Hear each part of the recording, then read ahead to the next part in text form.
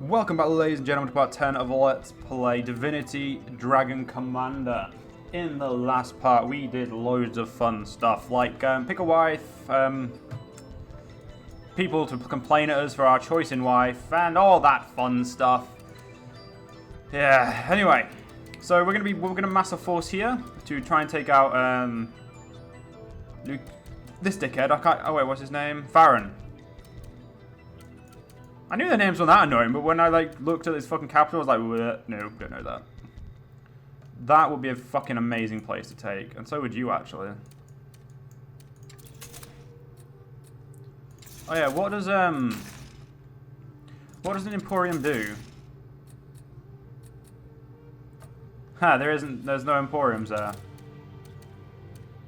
I'm gonna take it as somewhere that milks a shit ton of gold out of the place, so I'm not gonna bother building it for now. Instead, I'm going to end my turn. I'm going to show you what happens when you do the skip replay button. That happens. And basically, you just shit yourself because you don't know what the fuck just happened. So I'm not the weakest anymore. This asshole's the weakest, Catherine. Sybil is by far the fucking strongest. She has forces galore. But Crafen owns the waters.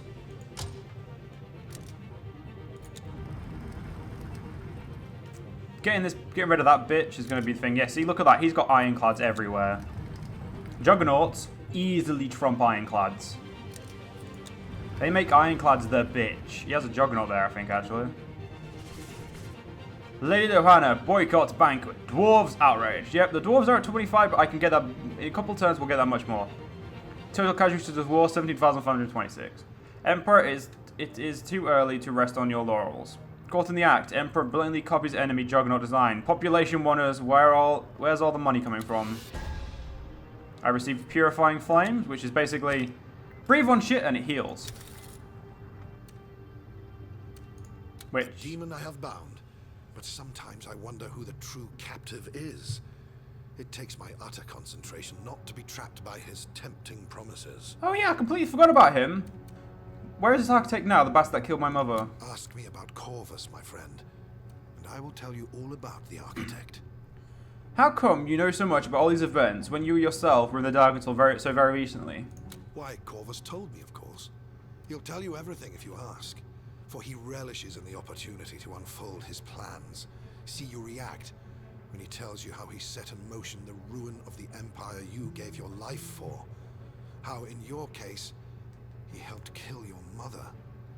Grief, hate, anger, any emotion you betray, he'll notice and drink it in like a prized brandy. So, Corvus is a dreamwalker. Care to elaborate? The term is pretty much self-descriptive, actually. You've talked to Grumio, haven't you? Well, there you go. The raven sings to him, he says. Shows him pretty miracles. That's just Corvus toying with him. Just like he toys with your brothers and sisters. The demon can't help itself. He invades people's minds and plays havoc with them. As long as he teaches useful things, though, he can be a blessing. Because that excitable imp down in the engineering bay would never have thought of something as outlandish as a jetpack, unless he saw it in a fantasy of the night. That much I can assure you. You think it would be unwise to deal with Corvus? In a word, yes. I know the game he plays. I too have once been tempted by demonic gifts, but never have I succumbed to their attraction. He is ready to wield the greatest and most ghoulish sorcery of all. Magia sanguinis. Foreboding words. For blood magic demands blood. Do not forget. I'm ready to meet Corvus. I believe you could show me how. Indeed I can. No corridor leads to the dismal vault he haunts. But enter the flames of the fireplace, and afore Corvus you shall find yourself. If you wish it. I myself, I recommend no such visit. I should like to speak to this devil then. Remember, Commander, dragon and demon may make for a dangerous duo indeed. Not what I expected. At last we meet, Dragon Knight. Too long have I sensed your steadfast tread along my halls, like a reverberation through the spine. Too long have I heard your voice linger, like the recollection of a dream near forgotten. have we been intangibly intimate without having made one another's acquaintance. I am Corvus, the Raven, the Demon. I am what makes this sheepy source of inconceivable power, and unbeknownst to you, I am your greatest ally. Greater than the wizard, your generals, and your armies combined. Today we finally look one another in the eyes. Both of us relish in the promise locked within. Alright, so what do you want of me, demon? But to give you power so that I may have my pleasures. I suffer in this lonely place where that devilish sorcerer tears in strips my mind and takes off with shattered memories. The fragments of true potential that might have been. And yet I remain free in dreams. For in dreams I have dominion. Long do I sleep, roam in reverie and wander worlds of wonder. Dimensions you can neither behold nor comprehend. There have I found what I shall give you, in return for the deathless soul that is life's blood. How about you state in plain terms what it is you offer me, and what you get in return? Dearest dragon, so rash, so impetuous. But fine, I will tell you. All I want is blood. Thick, sweet, dripping ruby blood. It nourishes me. It sustains me. Give me leash to walk the dreams of your peoples. I devour them in sleep, and yours will be untold powers. Or perhaps you desire the affection of those whose benefit you need. If it is the dwarven favor you are after, for instance, I can attune their allegiance in the night. If I'm allowed to feast on the plump, bloody souls of others, that is. And if you want to taste true power, want to experience the true richness of demonic might, you will give me your wife, dragon. Render her unto me, so she may become a blood servant, and the ruthless radiance of domination will be yours. If you can walk in the dreams, why do you ask my permission to feast on souls? I am but a slave now, bound by a demon's oath to serve the one that bound me. No more than an infernal genie in a rather exceptional bottle. Give me leaves, though, and I can claw for the things I crave.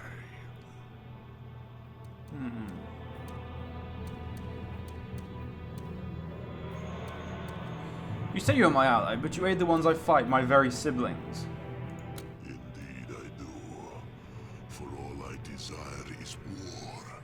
I pick no sides. I spare no creature. War, blood, dark days of death innumerable. That is what I crave. Maxos, I give nothing freely.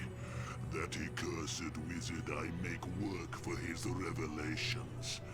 But that fatuous imp, him I give my knowledge for free, so that he may pass it on to you. The one who will burn and battle the better for it. So, you are the vile cur that helped assassinate my mother. Yes, quite so. So ardent did this pitiful architect desire revenge, that I saw my chance. He'd do anything to enact her death, even enact his own. So long we worked on that poisonous concoction, and already I could see the world through his eyes when it was finally brewed. He slipped it into her wine, and she, naive girl, yet a dragon, drank it all. I watched on as he leant over her and inhaled deeply as she exhaled her last breath. I do believe he climaxed then and there, the twisted soul. I laughed till I wept blood. Well, that's just fucking disgusting. Anyway, they seem hardly moral, you know. The things you ask of me. I am beyond such petty concepts. As could you be? Think on it, dragon. Return to me when you have brushed the cobwebs from your mind. Morality is but a ball and chain. Listen to me and cut the chain. Well, I'm gonna go now, so I'll speak to you later. Through the fire. So we can go back there whenever we want, lovely. A demon I have bound, but sometimes I wonder who the true captive is. It shall be... Acid Blaze. I think that one's, no, not that one. Devastation, isn't it? No. Never fought a dragon, so I wouldn't know. Oh no, there it is. I the Patriarch. We need that next. We need to go to the bar. Let's go to the bar. Oh, well, you. Commander, could you spare me a moment? Now, I know I'm a general and politics isn't my field of expertise, but I was hoping you'd support Oberon in his attempts to allow marriage for people of the same sex. It's a pet peeve of mine, you see. Live and let live, I say. Why do others get to decide who someone may or may not love? None of their bloody beeswax. So much hypocrisy would be exposed for what it is, you know? Think of the famed lizard artist Della Gecko, for instance. Everybody knows he's gay, but he was forced to marry a duke's daughter. 2 lives made miserable because of senseless so-called moral objections. The whole business is unconscionable if you stop and think about it. I suppose it is. Alright, you've convinced me. I'll side with Thanks, Oberon. Commander. You're a doll. I'd give you a kiss that'd blow your jetpack off if you weren't off limits. What would you... So, yeah, we're gonna... we should have really spoke to your, the fucking Oberon first, but let's speak to Yorick and see what he says. Seven wither Oberon's tongue for uttering such perversions. He and his depraved ilk would allow men and women to fornicate with others of their own gender. How base, how vile can one become? God save us from this debauchery. So, we're obviously not going to listen to Yorick because he's a dickhead. Let's see what Sir False, whatever his name is. Oberon is putting poof nuptials back on the agenda, is he? When will those blasted elves realize marriage is about procreation, not pleasure or passion? Can't these queers be happy with what they have? Used to shoot them on sight barely a century ago. Commander, I intend to propose legislation later today that will make it possible for gay couples to be married. I know I'll get some pretty stiff opposition from Falstaff and especially Yorick, so I'm hoping I can count on your support. Sir Falstaff raises some proper concerns about family values and the likes, but that holier-than-thou collection of bones will prattle on and on about gods and such nonsense. Nothing we can't handle. He's got a point. Anyway, to battle, because this is the important part of the game. He has a Juggernaut there. I don't want to fuck with that Juggernaut until I have 2 of my own. And by the way, these count as 4 because it's they're 2 each. You get 2 per unit of the Juggernauts.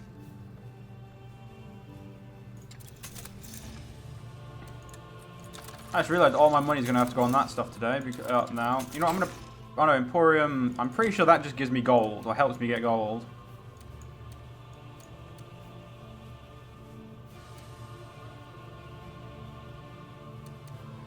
You know what?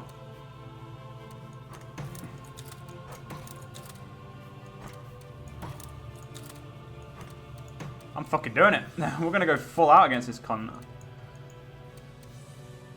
Because if we don't, this dickhead gets there. Or this bitch gets there. And we can't have that. So, let's end the turn.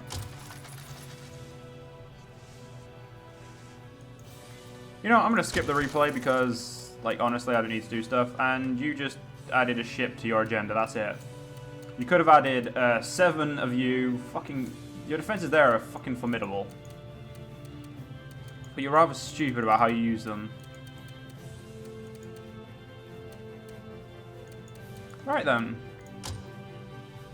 This battle's first. So, 2 Juggernauts just beat you. So useless. Blue won that time, luckily. Right, we're at 92%. So, and apparently we got, yeah, -2 to luck. You know what? I don't think I want to fight this battle. Because it's too easy. We're going to pay none of our guys to do it because we don't have the money. So the Imperial Army will do it.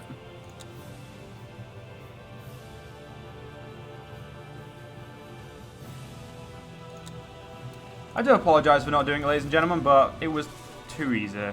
General tries to influence policy. We're headed for a military dictatorship if this country says angry Sir Silvervein. War economy pays off, some say. We ask at what cost? The Emperor, dark secret, and white lies. So, Oberon, what have you got? Marriage is a reality. You've written history, Commander. Long have we elves fought for what we think is an example of basic equality.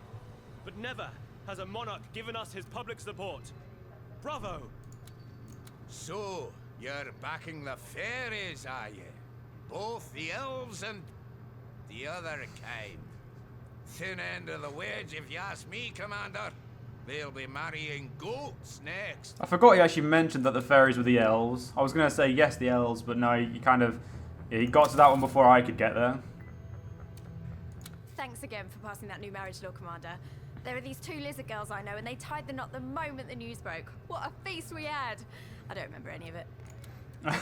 7 save us from the dragon, for where he goes, vice sprouts like infectious corruption, disseminates like a poisonous contagion. Ghouls coveting not women as they should, hags longing for anything but the male touch. Abhorrent is the hell you stage. Nice to talk to you too, Yorick. Stand in the path of a dragon knight and you'll be obliterated. Yeah, whatever. Come on, let's go do something interesting. Oh, no, wait, we need to go to the throne room. Commander, if we elves think something is of supreme importance, it is the happiness of all people. For those with rejoicing hearts do no evil and look upon the world with kindness. We also believe they will fight harder for their country if pressed. For a new overlord may not hold their welfare in high regard. Clearly this will benefit you in times of need. So, how can we increase the happiness of a huge part of your citizenry? By allowing them to form unions, so they can stand up for themselves better. What do you say? Oh, fuck. This is an economy one, so I'm guessing Sir Falstaff or Prospero will probably be against it. Let's talk to Yorick first. Unions? What blasphemy. People shouldn't emancipate themselves in factories. They should prostrate themselves before the gods in the 7 glorious temples. Let the people organize and they'll suddenly make all sorts of silly demands. Advocate not happiness, Commander, but humility. Typical elven wishy-washy nonsense. Unions indeed. Nothing but organized trouble, led by work-shy ne'er-do-wells. Don't you fall for Oberon's tricks, Commander. It's not that the idea of unions offends me, Commander, but in times of war, we just cannot afford the side effect unions tend to bring about. Strikes, protests, you know the sort of thing. No, I advise against Oberon's proposal. Frightfully bad idea, Commander. You allow unions, and before you know it, concerns about working conditions are raised. They'll shut down every arms factory we own. Won't make us imps any happier, that. He's got a point. Fuck off. This would have been the first step towards the betterment of your fellow man, Commander. Needless to say, I am sorely disappointed, as every other elf in the realm will be. Oh well. Very wise of you, Commander. Humble people do not question. They accept. And the Seven love them for it. Good show, Commander. Our laborers have more than enough rights as it is. The right to work and hold their tongues, for instance. The right to be glad with the wages they get. Very good, Commander. Unions tend to be run by small-minded people. And in these times of chaos, we need people who can see the bigger picture. Dodged a bullet there, Commander. Union folk are like annoying brats, you know. Never content with what they have, and when you give them a good slap, 10 of their number come running howling like banshees. Do they? Well, I hope you guys enjoyed, and I'll see you guys next part. See you guys then.